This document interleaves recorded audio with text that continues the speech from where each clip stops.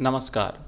आज हम पढ़ेंगे उपनिवेशवाद और देहात कक्षा 12 के लिए इतिहास का चैप्टर नंबर 10 है। भारतीय इतिहास के कुछ विषय थर्ड जो बुक है उसमें से अध्याय नंबर 10 उपनिवेशवाद और देहात सरकारी अभिलेखों का अध्ययन। इस कंप्लीट चैप्टर को हम दो भागों में पढ़ेंगे। भाग एक में हम यहाँ पे पढ़ेंगे बंगाल और बंगाल में जमींदार। इसके बाद में हम पढ़ेंगे जोतदारों का उदय। उसके बाद हम पढ़ेंगे पांचवी रिपोर्ट और पांचवी रिपोर्ट से संबंधित संपूर्ण जानकारी।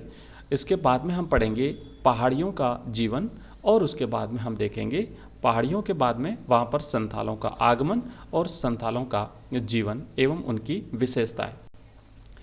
सबसे पहले हम बात करते हैं बंगाल में ब्रिटिश ईस्ट इंडिया कंपनी ने जो इस्तमरारी बंदोबस्त लागू किया गया था और इसे हम इस्तमरारी बंदोबस्त के बारे में कंप्लीट जानकारी प्राप्त करेंगे।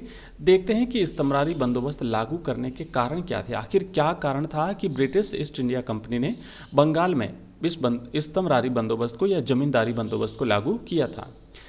तत्कालीन गवर्नर जनरल चार्ल्स कॉर्नवालिस ने 1793 ईस्वी में बंगाल में इस्तमरारी बंदोबस्त शुरू किया था। मैं आपको ये जो PDF है इसकी हम अवेलेबल करा देंगे। आप हमारा ऐप डाउनलोड कर लीजिए। एजुकेशन राइज नाम से हमारा ऐप है। लिंक इस वीडियो के डिस्क्रिप्शन में आपको मिल जाएगा। वहाँ पर हमने कंप्लीट कोर्स लॉन्च किया हुआ है हिस्ट्री का, पॉलिटिकल साइंस का, हिंदी कंपलसरी, हिंदी साहित्य, इंग्लिश कंपलसरी, ज्योग्राफी सारे। तो वहाँ पर चैप्टर वाइज आपको सारी PDF प्राप्त हो जाएगी। आगे बढ़ते हैं। हम यहाँ पे देखेंगे कि 1793 ईस्वी में बंगाल में इस्तमरारी बंदोबस्त की शुरुआत हुई थी और इसका नाम था इस्तमरारी बंदोबस्त या जमींदारी बंदोबस्त। उस समय जो गवर्नर जनरल थे बंगाल के उनका नाम था चार्ल्स कॉर्नवालिस। 1770 के दशक तक आते आते बंगाल की ग्रामीण अर्थव्यवस्था संकट के दौर से गुजरने लगी थी क्योंकि बार बार अकाल पड़ रहे थे और खेती की पैदावार घटती जा रही थी। तो इस प्रकार की समस्याओं आने के बाद में कंपनी चाहती थी कि उसके राजस्व में बढ़ोतरी हो और इसी कारण 1793 में बंगाल में इस्तमरारी बंदोबस्त लागू करने की व्यवस्था की गई थी। ईस्ट इंडिया कंपनी के अधिकारी ऐसा सोचते थे कि खेती, व्यापार और राज्य के राजस्व साधन तब विकसित किए जा सकेंगे जब कृषि में निवेश को प्रोत्साहन दिया जाएगा और ऐसा तभी किया जा सकेगा जब संपत्ति के अधिकार प्राप्त कर लिए जाएंगे और राजस्व करों को स्थायी रूप से तय कर दिया जाएगा। तो अपने राजस्व को स्थायी रूप से तय कर देना ताकि राजस्व में कमी ना आवे, है ना, आने वाले समय में राजस्व में कमी ना आवे। तो इसके लिए इन्होंने एक स्थायी बंदोबस्त जो है वो राजस्व कलेक्शन के लिए इन्होंने बंगाल में लागू किया था। यदि सरकार की राजस्व मांग स्थायी रूप से निर्धारित कर दी जाएगी तो कंपनी राजस्व की नियमित प्राप्ति की आशा कर सकेगी, मतलब कभी भी राजस्व में कमी नहीं आएगी, है ना। तो इसका ये था कारण स्थायी बंदोबस्त लागू करने का कि कंपनी चाहती थी, ईस्ट इंडिया कंपनी ये चाहती थी कि राजस्व नियमित रूप से प्राप्त होता रहे और जो है वो निश्चित राजस्व प्राप्त होता रहे, उसमें कभी कमी नहीं आवे और उद्यमकर्ता भी अपने पूंजी निवेश से एक निश्चित लाभ कमाने की उम्मीद रख सकेंगे क्योंकि राज्य अपने दावे में वृद्धि करके लाभ की राशि नहीं छीन सकेगा। अधिकारियों को यह भी आशा थी कि इस प्रक्रिया में छोटे किसानों और धनी भूस्वामियों का एक ऐसा वर्ग उत्पन्न हो जाएगा जिसके पास कृषि में सुधार करने के लिए पूंजी और उद्यम दोनों होंगे। उन्हें यह भी उम्मीद थी कि ब्रिटिश सरकार से पालन पोषण और प्रोत्साहन पाकर यह वर्ग कंपनी के प्रति वफादार बना रहेगा।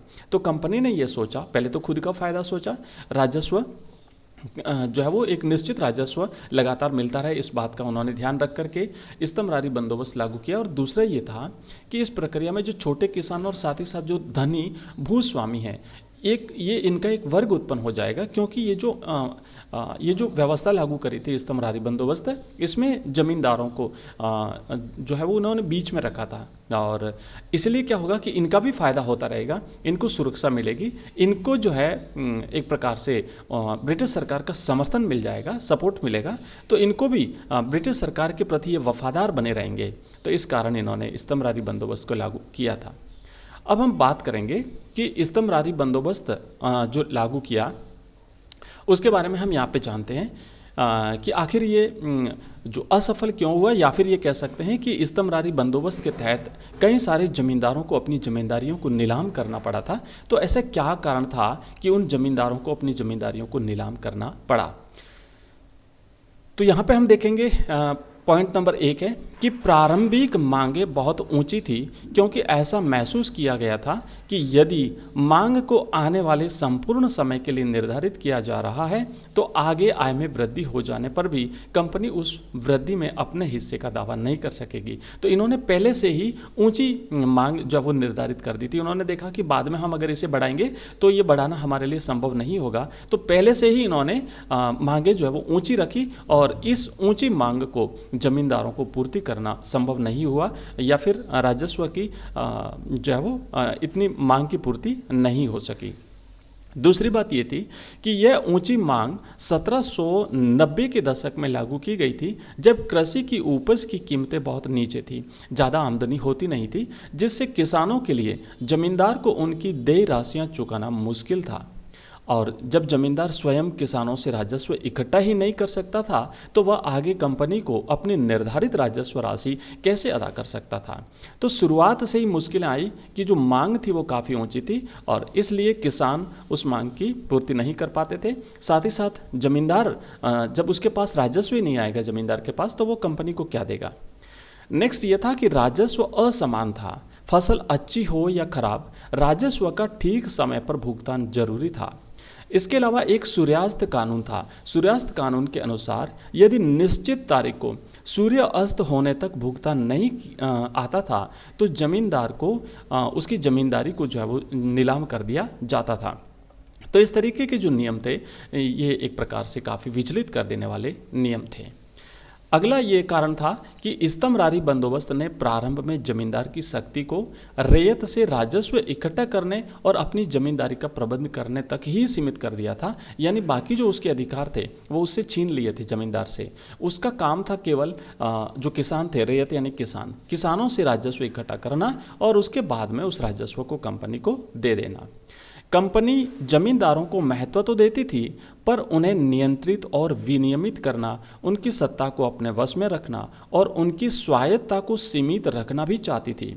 फलस्वरूप जमींदारों की सेना को भंग कर दिया गया, सीमा शुल्क समाप्त कर दिया गया और उनकी कचहरियों को कंपनी द्वारा नियुक्त कलेक्टर की देखरेख में रख दिया गया।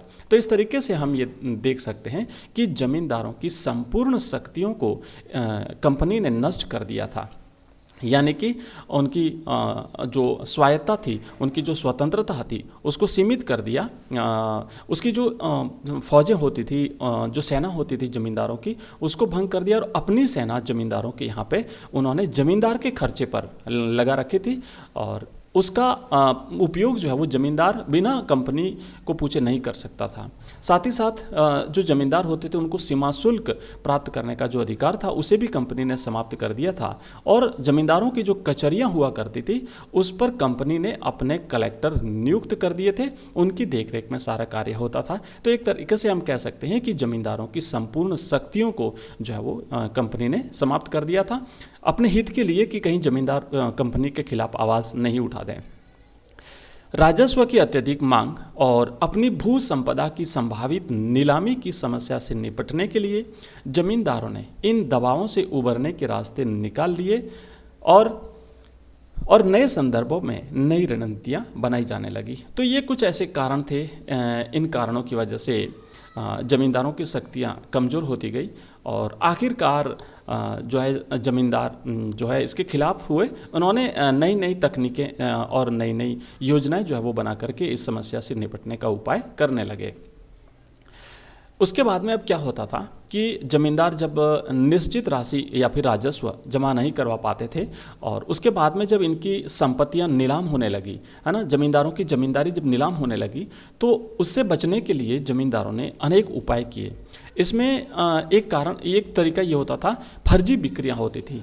इसमें कई तरह के हथकंडे अपनाए जाते थे। जैसे एक उदाहरण है, बर्धमान के राजा इन्होंने क्या किया कि पहले तो अपनी जमींदारी का कुछ हिस्सा अपनी माताजी के नाम कर दिया, क्योंकि कंपनी ने यह निर्णय ले रखा था कि स्त्रियों की संपत्ति को नहीं लिया जाएगा। मतलब अगर कोई संपत्ति स्त्री के नाम है तो उसको हम नीलाम नहीं करेंगे। तो इसका फायदा उठाते हुए वर्धमान के राजा ने अपनी संपत्ति का कुछ हिस्सा अपनी माता के नाम कर लिया था।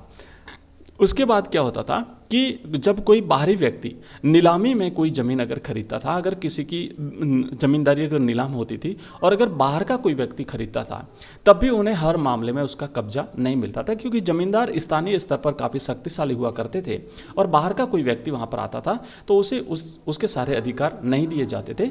दूसरा ये होता था कि पुराने ज़मींदार के जो लठियाल होते थे, लठियाल मतलब जिनके हाथों में लठ होते थे, वो नए खरीदार को मारपीट करके वहाँ से भगा देते थे। तो इस तरीके से अंग्रेज़ों की जो ये योजना थी नीलामी की, ये सफल नहीं हो पाई।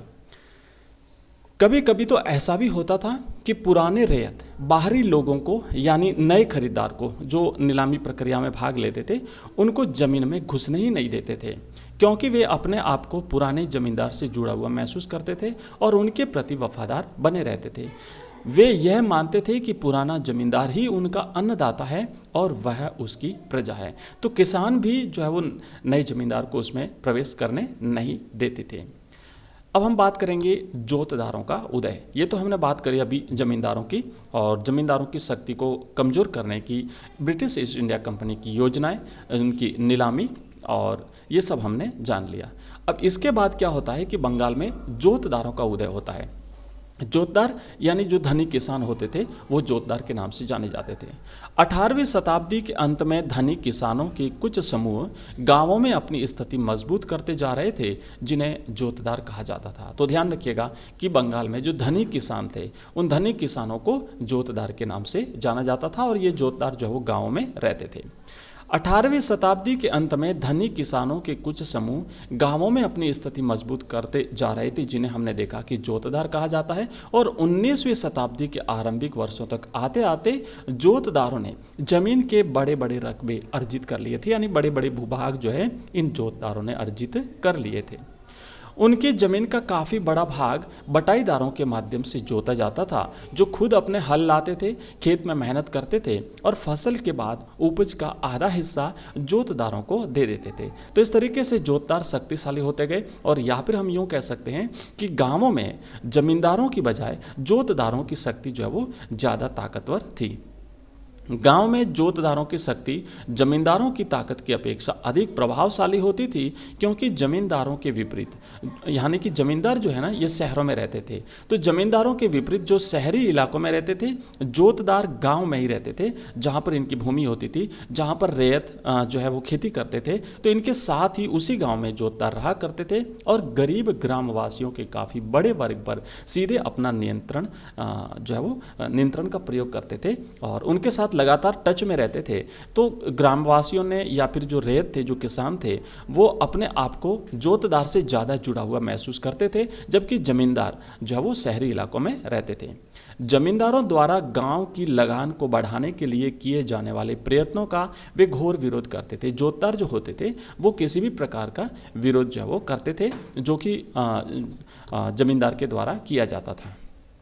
जमींदारी अधिकारियों को अपने कर्तव्य का पालन करने से रोकते थे, और जो रैयत उन पर निर्भर रहते थे उन्हें वे अपने पक्ष में एकजुट रखते थे और जमींदार को राजस्व के भुगतान में जानबूझकर देरी करा देते थे। तो ये जोतदार धीरे धीरे ताकतवर होते गए, शक्तिशाली होते गए। ये जो जोतदार होते थे ये इनके जमींदारों के राजस्व इकट्ठा करने में जानबूझकर के किसानों को, रैयतों को देरी करवा देते थे। जब राजस्व का भुगतान न किए जाने पर जमींदार की जमींदारी को नीलाम किया जाता था, तो अक्सर ये जो जोतदार थे, जो गांवों में ज़्यादा शक्तिशाली हो गए थे, यही उन ज़मीनों को खरीद लेते थे। यानी जो जमींदार होते थे, जमींदारों की जब अगर वो समय पर राजस्व इकट्ठा करके कंपनी को जमा नहीं करवा पाते थे, तो कंपनी सूर्यास्त नियम के तहत इन जमींदारों की जमींदारी को नीलाम करती थी। और चूंकि जोतदार अब गाँवों में ज़्यादा शक्तिशाली हो गए थे, तो जोतदार इन जमींदारों की जमींदारियों को जो है वो खरीद लेते थे। इस तरीके से जो जोतदार थे वो ज़्यादा शक्तिशाली हो गए और जमींदारों की स्थिति कमज़ोर होती गई। उत्तरी बंगाल में जोतदार सबसे अधिक शक्तिशाली थे। कुछ जगहों पर उन्हें हवलदार, गांटीदार और साथ ही साथ मंडल भी कहा जाता था। याद रखिएगा, प्रश्न यहाँ से बन सकता है कि जो जोतदार थे, जो गांव में रहते थे, उनको और किस नाम से जाना जाता है। तो उत्तरी बंगाल में इन्हें हवलदार के नाम से, साथ ही साथ गांटीदार या फिर मंडल के नाम से भी जाना जाता था। इनके उदय से जमींदारों का अधिकार कमज़ोर पड़ना अवश्यंभावी था, यानी जमींदारों की स्थिति जो है वो धीरे धीरे कमज़ोर पड़ती गई। अब हम बात करेंगे पांचवी रिपोर्ट की। पांचवी रिपोर्ट क्या थी, इसके बारे में हम संपूर्ण जानकारी प्राप्त करेंगे। लेकिन दोस्तों वीडियो काफ़ी लंबा हो जाएगा, तो ये जो पांचवी रिपोर्ट और इसके बाद का जो भी चैप्टर है वो हम नेक्स्ट वीडियो में पढ़ेंगे। मिलते हैं जल्दी नेक्स्ट वीडियो में। अगर वीडियो पसंद आए तो चैनल को सब्सक्राइब करिएगा, अपने दोस्तों के साथ इसे शेयर करिए और रोजाना शाम को 8:30 बजे होती है हमारी लाइव क्लास, ज्वाइन करना बिल्कुल भी ना भूलिए। इसके पीडीएफ के लिए आप हमारा टेलीग्राम चैनल ज्वाइन कर सकते हैं, जिसका लिंक इस वीडियो के डिस्क्रिप्शन में दिया हुआ है। और आप हमारा ऐप डाउनलोड करिए, जहां पर हमने विभिन्न कोर्सेज क्लास 12 के लिए लॉन्च किए हैं। साथ ही साथ आपको वहां पे ऑनलाइन टेस्ट की सुविधा मिलेगी, वीडियो लेक्चर्स मिलेंगे, पीडीएफ मिलेगी और मॉडल पेपर्स परीक्षा 2023 के लिए जो है वो मिलेंगे आपको। धन्यवाद, मिलते हैं नेक्स्ट वीडियो में। Thank you, bye.